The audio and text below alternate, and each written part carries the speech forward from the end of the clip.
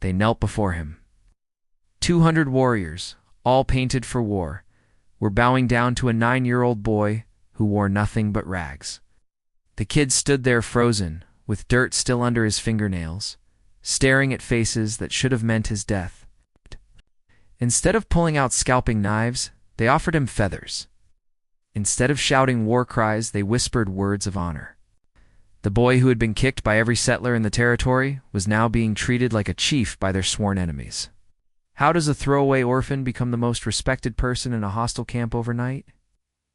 3 days earlier, the same boy had been digging through garbage behind Miller's general store, looking for scraps that wouldn't make him sick. Ezekiel Marsh had learned to move like a shadow through the settlement, avoiding the boots and curses that followed him everywhere. He was 9 years old and already invisible to everyone who mattered. The settlers saw him as a nuisance, a reminder of the cholera outbreak that had taken his parents and left him with nothing but a name carved into a wooden cross. His stomach hurt as he found a half-moldy apple, brushing off the worst parts before taking a careful bite. The taste was bitter, but hunger made everything edible. Through the store's back window, he watched families buying supplies. Children clinging to their mothers' skirts while fathers discussed crops and weather. Normal things, safe things, things that belonged to people who had places to sleep at night. "Get away from there, you little rat." Miller's voice cracked like a whip from the doorway. The storekeeper's face was red with disgust, as if Ezekiel's presence might contaminate his merchandise. "I catch you stealing again, I'll have you whipped in the town square." Ezekiel scrambled backward, clutching the apple core. He hadn't stolen. Anything but explanations never mattered. Truth was a luxury for people who had someone to believe them. He ducked behind a stack of empty barrels, waiting for Miller's attention to drift elsewhere. This was survival, patience, silence, and staying. Small enough that most people forgot you existed. The forest edge called to him, promising the kind of peace that only came with solitude. Ezekiel preferred the woods anyway. Trees didn't judge. Animals didn't kick. And sometimes, if he was careful and quiet, he could pretend he was an explorer instead of an orphan. Mapping territories instead of scrounging for scraps, he slipped between the pines, following a game trail that wound deeper into the wilderness. The settlement sounds faded behind him, replaced by bird song and rustling leaves. Here he could breathe without watching over his shoulder. Here he could imagine his parents were waiting for him somewhere ahead, ready to wrap him in arms that remembered what love felt like. But the woods held secrets darker than his loneliness. And today, one of those secrets would change everything he thought he knew about enemies and friends. A groan echoed from somewhere ahead, low and pained, definitely human. Ezekiel froze, every survival instinct screaming at him to run. The sound came again, weaker this time, like air leaking from a punctured lung. Every rational thought told Ezekiel to turn around and pretend he had heard nothing. Smart orphans lived longer by minding their own business. But curiosity had always been his weakness, the same trait that had gotten him caught stealing apples and earned him more beatings than he could count. He crept forward, placing each foot carefully to avoid snapping twigs. Through a gap in the underbrush, he saw something that made his blood freeze. A man lay crumpled against a fallen log, his dark skin painted with streaks of red and black that looked like war markings. But it was the blood that held Ezekiel's attention. Real blood, not paint, seeping from a deep wound in the man's shoulder and another across his ribs. A native. Warrior here, alone and dying. Every story Ezekiel had ever heard about the tribes came flooding back. Savage killers who scalped children, merciless raiders who burned settlements and took captives. The reason why settlers never traveled alone and always kept their rifles loaded. This man should have been the monster from those nightmares. But lying there unconscious and broken, he just looked like someone who needed help. The warrior's chest rose and fell in shallow, labored breaths. His face was drawn with pain, even in unconsciousness. And his skin had the gray color of someone who had lost too much blood. Without treatment, he would be dead before sunset. Ezekiel had seen enough death to recognize it approaching. He should run. Should sprint back to town and tell Miller or Sheriff Hawkins that there was a wounded native in the woods. They would probably give him a few coins for the information, maybe even call him useful for once. The townspeople would form a hunting party, finish what someone else had started. And Ezekiel would finally be the hero who helped keep the settlement safe. But the warrior stirred slightly, a soft moan escaping his lips. And Ezekiel saw something that stopped him cold. Around the man's neck hung a small leather pouch, and from it dangled a carved wooden horse, simple, childlike, the kind of toy a father might make for his son. It's a kind of gift that spoke of love, not savagery. The carved horse swayed gently, with each labored breath, and suddenly the monster from the stories became just a man. A man who might have children of his own, a man who someone would miss when he failed to come home. Ezekiel's hands trembled as he realized what he was about to do. Every survival instinct screamed against it. Every lesson he had learned about staying invisible and keeping safe roared in protest. But for the first time in his short, brutal life, something stronger than fear was driving his decisions. Something that felt suspiciously like compassion. The warrior needed water, bandages, shelter. He needed someone to care whether he lived or died. And standing there in the growing shadows, Ezekiel made a choice that would echo through both their lives forever. Water first. The creek ran clear about 50 yards north, and Ezekiel had nothing to carry it in except his cupped hands. He made 4 trips, dribbling precious drops between the warrior's cracked lips. Watching the man's throat work reflexively to swallow, each journey felt like walking through fire, knowing that discovery meant certain death. The warrior's eyes fluttered open during the 4th trip, dark and unfocused with pain and fever. For a terrifying moment, they stared at each other across a gulf of hatred that had been carved by generations of bloodshed. Ezekiel waited for the man to cry out, to call for help, to reveal his presence to whatever other warriors might be searching nearby.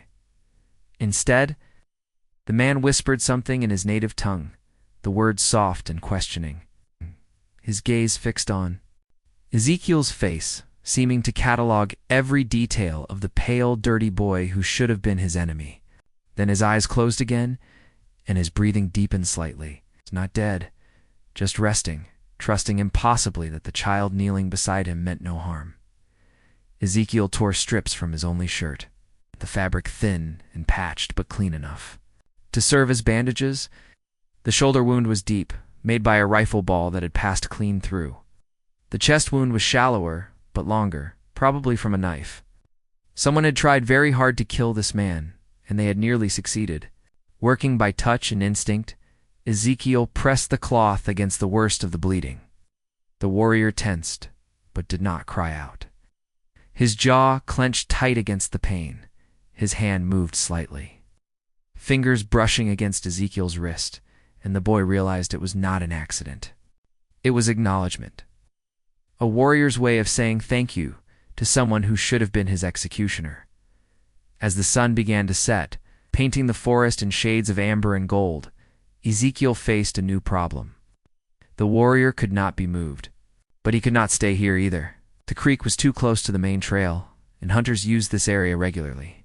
By morning, someone would find them both.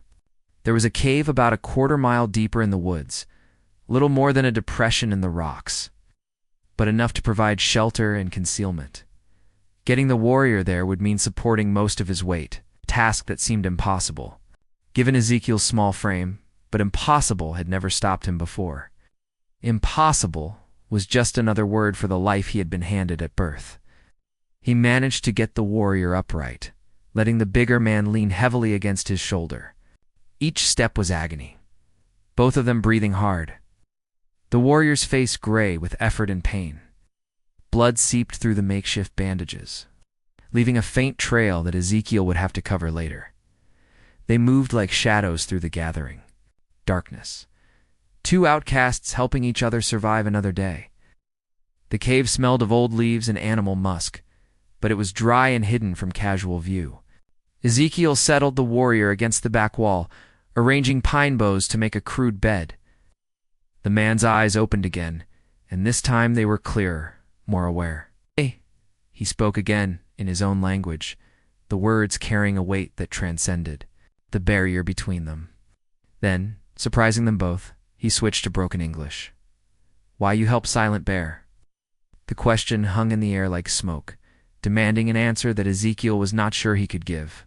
The question echoed in the darkness of the cave, and Ezekiel found himself staring into eyes that had seen more battles than he had seen sunrises. Why had he helped? The honest answer was that he did not know, in a world that had shown him nothing. But cruelty, something about the wounded warrior, had called to a part of himself he had thought was dead. "I don't know," Ezekiel whispered finally, his voice barely audible above the wind outside. "Maybe because nobody ever helped me neither." Silent Bear studied him for a long moment, and something shifted in his expression. Recognition, perhaps? One abandoned soul seeing itself reflected in another? The warrior's hand moved to the carved horse around his neck, fingers tracing the worn wood with obvious affection. "My son make this," Silent Bear said, his English slow but deliberate. "Before the sickness take him, before soldiers burn my village."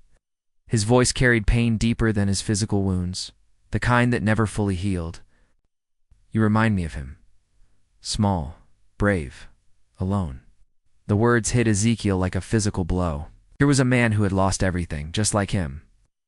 The difference was that Silent Bear's people would mourn their dead, would remember their names, would honor their memory. Ezekiel's parents had been buried in unmarked graves, forgotten by everyone except their son. Over the next 2 days, they developed an unlikely routine. Ezekiel would slip away from the settlement each morning, bringing what food he could steal, or forage.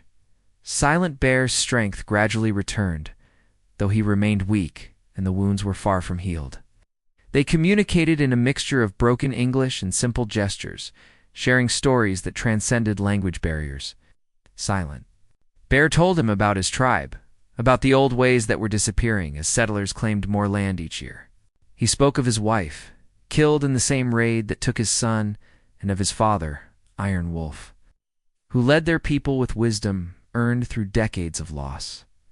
Ezekiel shared his own fragments of memory, few good times he could remember before. Sickness and death had stolen his childhood. On the third morning, everything changed. Ezekiel arrived at the cave to find Silent Bear sitting upright, alert in a way that made the boy's skin crawl with sudden fear. The warrior pressed a finger to his lips and pointed toward the cave entrance. Footsteps. Multiple sets moving carefully through the underbrush outside. "My brothers," Silent Bear whispered, his voice carrying both relief and concern. "Search for me, but they not understand why white child helped their kin. They think trap, trick." Ezekiel's blood turned to ice water in his veins. If the other warriors found him here, they would assume the worst. A white boy with their wounded leader deep in the woods where no innocent child had any business being. They would see treachery where there had been mercy, betrayal where there had been compassion. The footsteps grew closer, and Ezekiel could hear low voices speaking in the tribal language. Silent Bear's jaw tightened as he listened, understanding. Words that sounded like thunder to the boy's ears. "They say the soldiers who attack me might follow. They say any white they find must die to protect the tribe." Silent Bear met Ezekiel's eyes, and the boy saw his own death reflected there. "I cannot stop them if they find you. My word not strong enough against their fear." The voices were almost at the cave entrance now. Ezekiel realized that the next few seconds would determine whether his act of kindness became his final. Mistake. The first warrior appeared at the cave entrance like a shadow-given form, his face painted with black stripes that made his eyes look like holes in his skull. Behind him came to others, all of them armed with rifles taken from fallen soldiers. Their expressions shifted from relief at finding Silent Bear alive to deadly suspicion when they spotted Ezekiel pressed against the cave wall. Words flew between them in their native tongue, sharp and angry. Ezekiel could not understand the language, but he understood the tone. Accusation, betrayal. Death sentences passed in syllables that sounded like breaking bones. One of the warriors raised his rifle, the barrel pointing directly at Ezekiel's chest. Silent Bear struggled to his feet, placing himself between the boy and the weapons. His voice cut through their arguments like a blade, commanding and fierce despite his weakened state. He spoke rapidly, gesturing toward Ezekiel and then to his own bandaged wounds. The warriors listened but did not lower their rifles. I tell them you saved my life, Silent Bear said to Ezekiel without turning around. But they say white boy cannot be trusted. They say you wait for soldiers to come. They say better to kill you now than let you bring death to our people. The lead warrior spoke again, his words harsh and final. Silent Bear's shoulders sagged slightly, and Ezekiel knew the verdict before it was translated. They say my judgment is weak from blood loss. They say I cannot see clearly, because grief makes me want to believe good exists in our enemies. Silent Bear's voice carried the weight of a man watching his last hope die.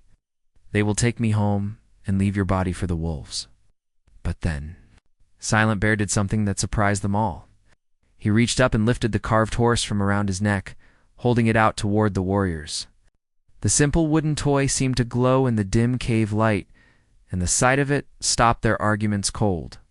Even Ezekiel could feel the power in that moment, the sacred weight of a father's memory.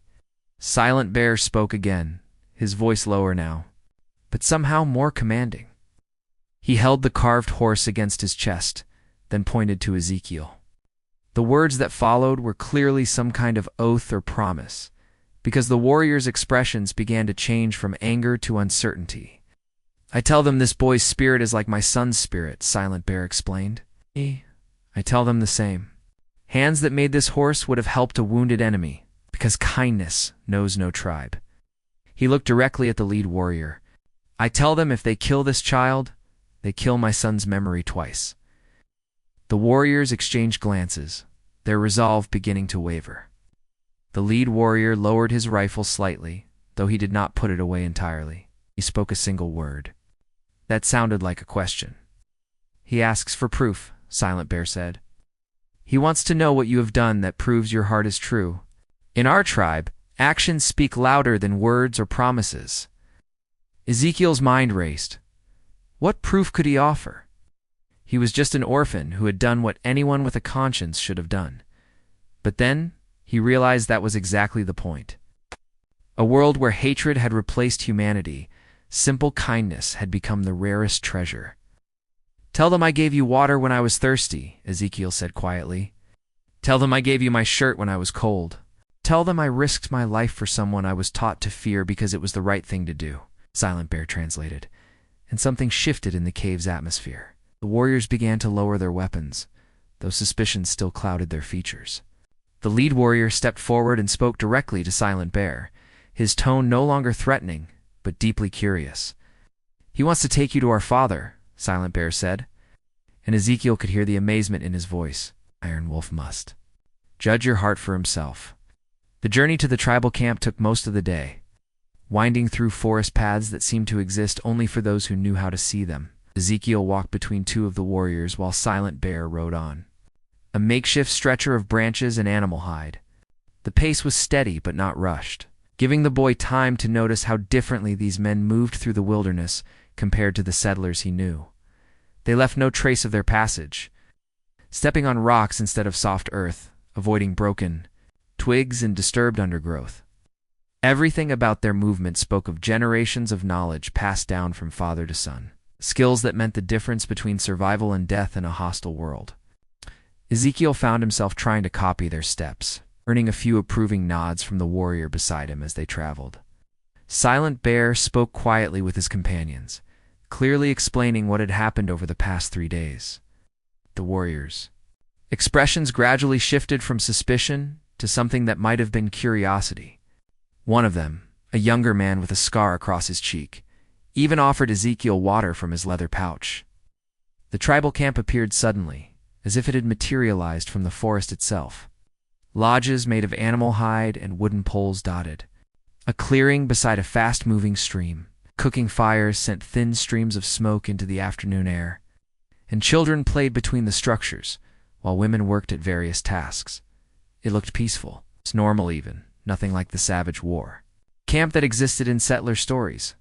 But the moment they emerged from the tree line, everything stopped. Children froze mid-game. Women looked up from their work. Men reached instinctively for weapons that were never far from their reach. Every eye in the camp fixed on the small white boy walking among their warriors. And the silence that fell was deafening. Silent Bear called out something in their language. his voice carrying across the camp with the authority of someone accustomed to being heard. Heads turned toward him, relief and joy replacing suspicion as they realized their missing warrior had returned alive.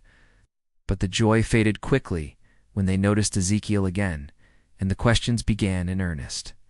An older woman rushed to Silent Bear's stretcher, her hands fluttering over his wounds, while tears streamed down her weathered cheeks. She spoke rapidly, her voice thick with emotion, clearly his mother or aunt, welcoming home a son she had feared was dead.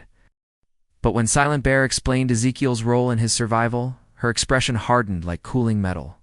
She stood slowly and walked directly to Ezekiel, her eyes boring into his soul with an intensity that made him want to disappear. She was small, barely taller than he was, but her presence filled the space around her like a storm front. When she spoke, her English was better than Silent Bear's, each word carefully chosen and precisely delivered. "We're the white child who saved my nephew's life." Oh. It was not a question. Her gaze never wavered from his face, as if she were reading secrets written in his features. But white children do not wander deep forest alone. White children do not risk death for red man's life. So I ask you, small one, what are you truly? And why should we not kill you where you stand? The entire camp waited for his answer. And Ezekiel realized that his next words would determine whether he lived to see another sunset. Ezekiel looked around the circle of faces surrounding him, seeing his own death reflected in most of their eyes. These people had no reason to trust him and every reason to hate what he represented. But Silent Bear had asked him for truth, and truth was all he had left to give. "I'm nobody," he said, his voice barely above a whisper, but somehow carrying to every ear in the camp. "I'm an orphan who sleeps in barns and eats scraps. The people in my settlement wish I would disappear, and maybe I should have, but when I found Silent Bear dying, I couldn't just walk away." The old woman's expression did not change, but something flickered in her eyes. She spoke a few words in her native tongue, and several of the warriors translated for those who had not understood Ezekiel's English. "Why?" she asked simply. "Your people and mine have spilled much blood. Your soldiers killed Silent Bear's wife and child. Your settlers take our hunting grounds and poison our streams. Why would you save one of us when your own kind would celebrate his death?" The question hung in the air like smoke from their fires, and Ezekiel felt the weight of generations of hatred pressing down on his shoulders. How could he explain something he barely understood himself? "Because he was hurt," Ezekiel said finally. "Because I know what it's like to be alone and afraid." And I saw that same look in his eyes. Because my parents taught me to help people before they died, even if those people don't look like me or talk like me. The old woman studied him for a long moment, then spoke rapidly to the gathered crowd. Arguments broke out immediately, voices rising in heated debate. Some pointed at Ezekiel with obvious hostility, while others seemed to be defending him. Silent Bear tried to speak from his stretcher, but the discussion had taken on a life of its own. Then a new voice cut through the chaos, deep and commanding enough to silence the entire camp instantly. The crowd parted like water before a ship, revealing an elderly man who walked with the slow dignity of age, but the straight spine of a leader who had never been broken. His hair was white as fresh snow, braided with feathers and small bones that clicked softly as he moved. This could only be Iron Wolf, the tribal chief whose wisdom was legendary even among the settlers. He approached Ezekiel slowly, his dark eyes taking in every detail of the boy's appearance. When he spoke, it was in English, his voice carrying the careful pronunciation of someone who had learned the language from necessity rather than choice. "I have lived through 60 winters," Iron Wolf said, stopping just beyond arm's reach of the boy. "I have seen white men lie with words sweet as honey while their hearts planned murder. I have watched them make promises they broke before the words finished leaving their mouths. So when my warriors tell me that a white child saved my son's life, I wonder if this is another trick." Ezekiel's throat felt dry as dust, but he forced himself to meet the chief's gaze. "Not trying to trick anyone. I just did what felt right." Iron Wolf circled him slowly, like a wolf examining prey, his weathered hands clasped behind his back. "What felt right? You risked your life for a stranger because it felt right. Gave water to an enemy because it felt right. You tended wounds that were made by your own people's weapons because it felt right. With each repetition, the chief's voice grew stronger, and Ezekiel began to realize that something fundamental was shifting in the conversation. "Tell me, small one," Iron Wolf continued, stopping directly in front of him again. "What do you think your people would do to you if they knew you had saved one of us?" The answer came without hesitation because Ezekiel had already considered this possibility during the long walk through the forest. "They would probably kill me." Iron Wolf nodded slowly, and for the first time, something that might have been approval flickered across his features. "Knowing this, you saved him anyway." Iron Wolf's words echoed across the silent camp, and Ezekiel felt every eye upon him as the chief continued his evaluation. The old man reached into a leather pouch at his belt and withdrew something that made several tribal members gasp audibly. It was another carved wooden horse, identical to the one Silent Bear wore around his neck, but older and more worn from decades of handling. "My grandson made 2 of these before the sickness took him," Iron Wolf said, holding the toy reverently. "One for his father, one for me. When I look at this, I see the hands that carved it. Small hands, kind hands, hands that created beauty instead of destruction." He looked directly at Ezekiel. "You have such hands, young one. I can see it in how gently you treated my son's wounds." The chief turned to address his people, speaking in their native language, with the authority of someone whose word was law. As he talked, Ezekiel watched the faces around him change from suspicion to wonder, to something that looked almost like acceptance. When Iron Wolf finished speaking, the silence that followed felt different, expectant rather than threatening. "I have told my people about a vision I had 3 nights ago," Iron Wolf explained to Ezekiel. "I saw a small figure with pale skin tending to one of our wounded warriors. In the vision, this figure had no tribe, no family, no home, but their heart was pure, untainted by the hatred that poisoned so many of our peoples." The chief walked to the center of the camp, where a large fire pit held the remains of the previous night's flames.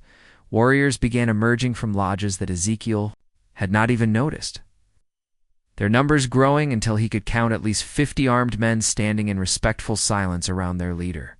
"The spirits told me that such a person would come to us when we needed to remember that goodness exists in all peoples," Iron Wolf continued. "That this small figure would remind us that hatred is a choice, not a destiny." Ow. More warriors appeared. From the forest edges, having been summoned by some signal Ezekiel had not seen, soon there were over 100 men surrounding the camp. Iron Wolf raised his voice so it carried to every ear present. "Today, we have seen that vision come to pass. This child saved the life of Silent Bear when he could have left him to die. This child risked his own life to show mercy to his enemy. This child has proven that the human heart can choose compassion over vengeance." The warriors began to move, forming orderly ranks that created an enormous circle around Ezekiel, counted row upon row of painted faces. Battle-scarred men who had survived countless conflicts, but now looked at him with something approaching reverence. How many? Nearly 200 fighters, each representing years of warfare and loss, all focused on one small orphan boy. "In our tradition," Iron Wolf said, "when someone saves the life of a tribal member, they become family, not just to that person, but to all of us." He placed his weathered hand on Ezekiel's shoulder. "You are no longer an orphan without a people. You are my grandson now, brother to Silent Bear, member of our tribe." As if responding to some unspoken command, every warrior in the circle dropped to one knee, their heads bowed in a gesture of respect that took Ezekiel's breath away. 200 men who had spent their lives fighting his people were now honoring him as one of their own. "Welcome home, small brave heart," Iron Wolf said softly. "Welcome to your family." For the first time in 9 years, Ezekiel felt tears on his cheeks, but they were tears of joy.